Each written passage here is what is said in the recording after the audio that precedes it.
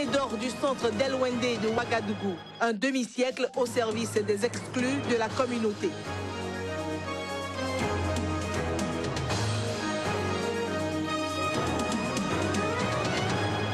Premier conclave du G7 en RDC. L'objectif est de réaffirmer son soutien à l'alternance démocratique.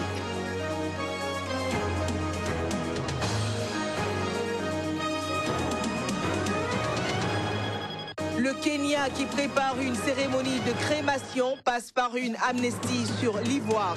Les détenteurs sont priés de rendre tout le bien.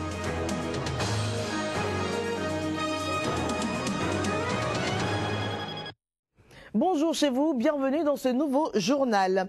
Au Bénin, le président de la Cour constitutionnelle a sans surprise confirmé les résultats provisoires de l'élection présidentielle qui avait déclaré élu le candidat Patrice Talon. C'était en fin de journée au siège de l'institution. Plus de précisions avec Théodore Olo, président de l'institution. La Cour constitutionnelle, vu la proclamation provisoire le 25 mars 2016, les résultats de l'élection présidentielle du 20 mars 2016. Considérant qu'aucune contestation relative à la régularité des opérations électorales n'a été déposée au greffe de la Cour par l'un des candidats dans les 5 jours de la proclamation provisoire, comme le prescrit l'article 49, alinéa 3 de la Constitution. En conséquence, article 1er proclame définitivement élu président de la République, M. Patrice Athanase Guillaume Talon. Article 2 dit que conformément à l'article 47, alinéa 2 de la Constitution et au serment prêté le 6 avril 2011, le mandat du président de la République en exercice expire le 5 avril 2016 à minuit et qu'en application de l'article 52 de la Constitution, il est tenu de faire sur l'honneur une déclaration écrite de tous ses biens et patrimoines adressée à la Chambre des comptes de la Cour suprême. Article 3 dit que le mandat de M. Patrice Athanase Guillaume Talon, élu président de la République, prend effet pour compter du 6 avril 2016 à 0 heure. Article 4 dit qu'avant son entrée en fonction, M. Patrice Athanase Guillaume Talon doit prêter le serment prévu à l'article 53 de la Constitution. Après donc l'élection du président Patrice Talon à la tête de l'État béninois, la diaspora béninoise au Togo extériorise ses attentes. Quelques Béninois y vivants se sont prononcés au micro de Ferdinand Gadé. Pour le quartier de la Marina, nous souhaitons d'abord qu'il soit un rassembleur, pour qu'il soit quelqu'un qui doit unir tout le pays, qu'il soit quelqu'un de la paix. Parce que sans la paix, il n'y a pas de développement. Qu'il arrive à réunir tous les Béninois et toutes les Béninoises autour de lui. Nous souhaitons quand même que la diplomatie change un peu pour que les ambassadeurs, les consuls qui seront nommés soient à l'écoute de la communauté. Ça, nous le souhaitons vivement parce que au Togo, actuellement, il ne règne pas la paix entre la communauté et le consulat. Nous souhaitons que le nouveau président puisse se pencher sur vraiment le problème de la diaspora béninoise. Le Bénin avance, le Bénin se développe. Et pour le nouveau locataire de la Marina, qui regarde rien que le développement du pays en face. Le développement, c'est-à-dire continuer, quoi qu'on parle de rupture, qu'on ne pense pas à ses intérêts personnels inavoués. Sinon, le peuple, dit-on, il est mieux, il se réveillera. Et les résultats, vous le savez, ça se constate net.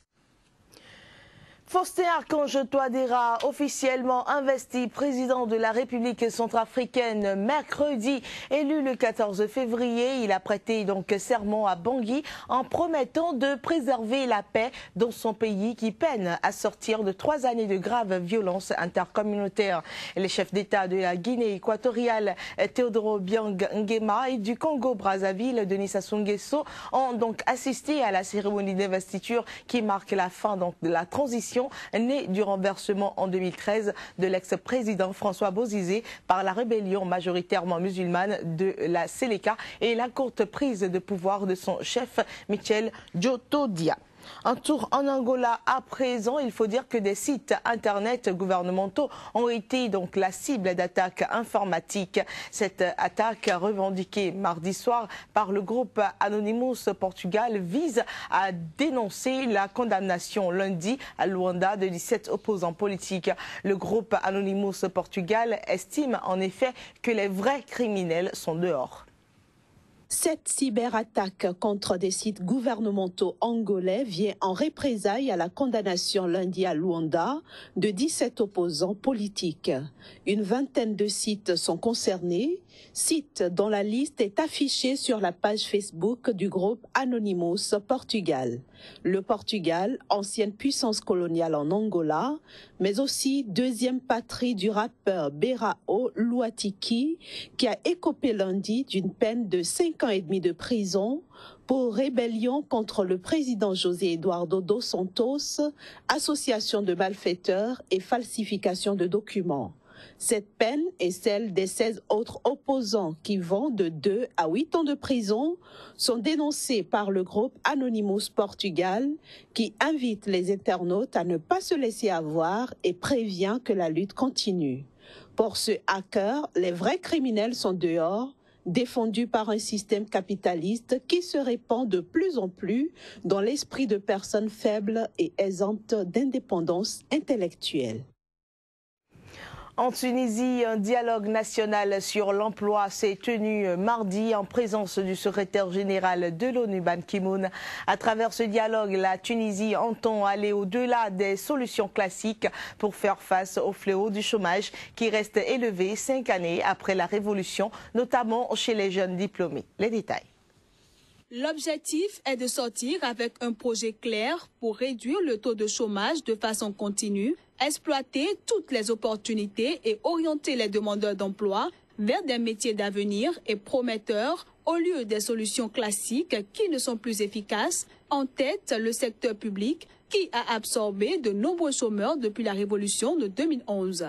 Ainsi s'exprimait le chef du gouvernement égyptien, Habib Essid, lors d'un dialogue national sur l'emploi. Un dialogue auquel participent notamment la centrale syndicale UGTT, le patronat UTICA et des experts. Le secrétaire général de l'ONU, Ban Ki-moon, était également présent ce mardi à la clôture de la première partie de ce dialogue.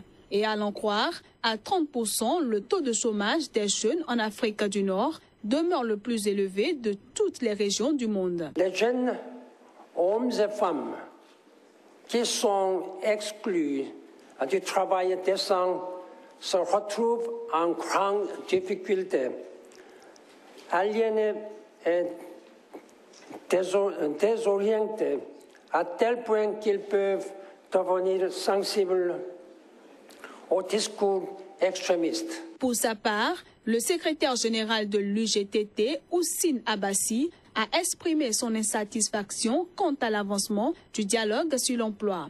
En effet, les gouvernements qui se sont succédés ces dernières années ont tous dit faire de la lutte contre le chômage une priorité, sans succès sur fond de marasme économique. Je ne suis pas tellement satisfait. L'essentiel, c'est que le comité qu'on a déjà lancé, qu'il travaille, qu'il puisse travailler pour que les objectifs que nous avons décidés ensemble doivent avoir l'application sur le terrain. Selon des chiffres officiels, le taux de chômage était de 15,4% au 4e trimestre 2015 en Tunisie et a atteint 31,2% chez les jeunes diplômés à la même période.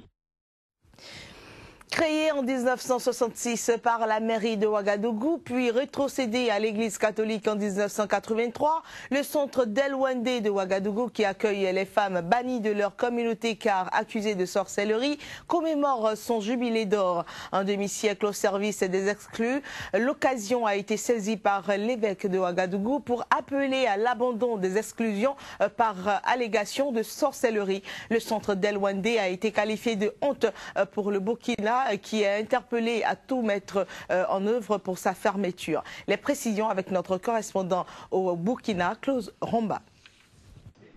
Disons ensemble non à l'exclusion sociale par allégation de sorcellerie. C'est sous ce thème d'interpellation à la société burkinabé tout entière que l'Église catholique a décidé de commémorer le jubilé d'or du centre d'El Wendé de Tanguin. Depuis sa création en 1966, c'est environ 2000 femmes accusées de sorcellerie ou de détenir de pouvoirs maléfiques ou encore de mangeuses d'âmes, humiliées puis chassées du village, qui ont été accueillies dans ce centre. Ici, elles retrouvent cet réconfort et mènent plusieurs activités, mais leur souhait le plus ardent, c'est de retrouver leur place parmi les siens. Quand une personne part, il y a deux qui arrivent. Alors on fait un pas en avant et après il y a d'autres encore qui arrivent. Nous demandons que vraiment, après 50 ans, qu'à partir de 2016 là, on puisse enregistrer 0 arrivé et on puisse enregistrer beaucoup de mamans qui vont pouvoir rejoindre leur famille. Messe d'action de grâce dirigée par Monseigneur Léopold Ouedraogo, évêque auxiliaire de l'archidiocèse de Ouagadougou, qui a fustigé au cours de son homélie ces pratiques dégradantes et humiliantes pour ces femmes du 3e âge accusées de sorcellerie ou de mangeuses d'âmes puis chassées de l'environnement social. Outre la messe, plusieurs témoignages ont été rendus par des personnalités, des personnes ressources, mais la plus émouvante était celle d'une pensionnaire qui a également lancé un cri de cœur pour l'abandon immédiat de cette pratique. Ces femmes souhaitent retourner chez elles. La secrétaire d'État chargée des affaires sociales des personnes vivant avec un handicap et de la lutte contre l'exclusion, Madame Yvette Dambélé, marraine de la cérémonie, juge l'exclusion sociale par allégation de sorcellerie de honte pour le Burkina Faso. Plusieurs activités sont au programme de la commémoration des 50 ans du centre d'El Wendé, avec un accent particulier sur le renforcement de la sensibilisation et un plaidoyer pour mettre fin à l'exclusion sociale par allégation de sorcellerie. 3 semaines d'amnistie lancées mercredi au Kenya, une action à l'intention de ceux qui remettront aux autorités de l'ivoire d'éléphant et de la corne de rhinocéros. Une initiative en prélude à la plus grande cérémonie de crémation jamais organisée en Afrique. 105 tonnes, c'est la quantité d'ivoire prévue pour la crémation le 30 avril au Kenya. À l'occasion, sera aussi brûlée 1,35 tonne de cornes de rhinocéros. Le ministre de l'Environnement, à l'occasion du lancement des préparatifs de la cérémonie de crémation sur le site du parc national de Nairobi, a fait passer l'information que voici. Avec la cérémonie de crémation de l'ivoire d'éléphant et de la corne de rhinocéros qui approche, je souhaiterais offrir 21 jours d'amnistie pour tout type de trophée animal détenu sans permission de la part des services animaliers du Kenya. Ceci dit, quiconque en possession d'ivoire, de cornes de rhinocéros ou de tout autre type de trophée animal, de bijoux ou de bibelots en ces matières doit donc les remettre aux autorités. Le braconnage d'éléphants et de rhinocéros et le commerce illégal d'espèces animales est un des plus gros problèmes de l'Afrique. Il menace la survie même de ces espèces. Si vous ne brûlez pas l'ivoire et qu'il reste dans les coffres de magasins, il reste une tentation pour les membres du gouvernement corrompus. Nous savons que la corruption est le facteur numéro 1 des crimes contre la nature en Afrique. Si nous transformions cet ivoire en un beau monument ou autre, ce serait une infamie envers les éléphants. Ces animaux ont été tués, massacrés pour cet ivoire. On ne doit pas en faire quelque chose de beau. Nous ne ferions pas cela avec des victimes de violences post-électorales ou n'importe quelle forme de violence. Pourquoi devrions-nous alors le faire avec des éléphants? Ce que nous essayons de dire, c'est que cet ivoire n'a pas de valeur. Les éléphants sont inestimables. En présence de nombreux chefs d'État, militants de la protection de la faune et célébrités, la cérémonie devrait être conduite par le président Uhuru Kenyatta. Plus de 30 000 éléphants sont tués chaque année en Afrique pour leur défense, dont l'ivoire se vend aux alentours de 1 000 € le kilo.